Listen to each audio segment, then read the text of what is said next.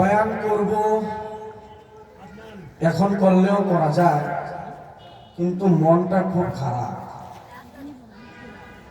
মনটা অত্যন্ত ভারাক্রান্ত। শুধু আমি নই,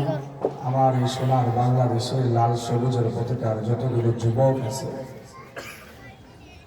যতগুলো মানুষ আছে, যাদের ভিতরে মনুষ্যত্ববোধ বলতে একটা শব্দ আছে, প্রত্যেকে আমার মতো এখন ভারাক্রান্ত। এই জন্য যে আমরা কিছু সময় আগে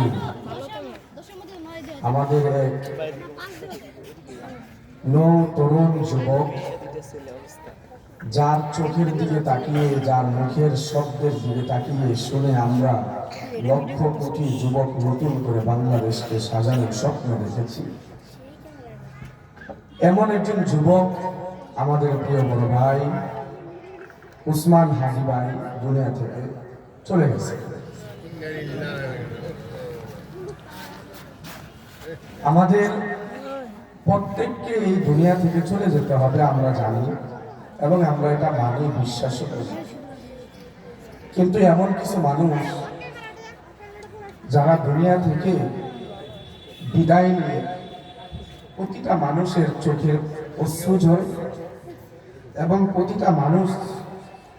যার কথা শুনে, যার বক্তব্য শুনে, যার সাহসিকতা, আর লাখো যুবক তার সাহসের সাথে সাহস মিলানোর স্বপ্ন দেখে, এমন মানুষগুলো যখন আমাদের মাঝখান থেকে চলে যায়, তখন আমাদের জন্য এক বড় শিক্ষা, এমন এক উসমান হাদি যদি হারিয়ে যায়, এই এক উসমানের হাদির কণ্ঠস্বর যদি বিলুপ্ত হয়ে যায়, বন্ধ হয়ে যায়, তাহলে আগামীর হাজারো উসমান হাদি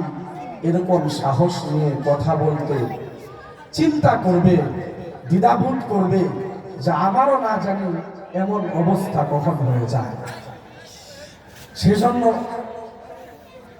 উসমান হাদি ভাই আমাদের মাঝখান থেকে চলে গেছে। আমরা প্রত্যেকে উসমান হাদি ভাইয়ের জন্য দোয়া করব, আল্লাহ পাক যেন ওনাকে জান্নাতের উচ্চ মাকাম দান করেন,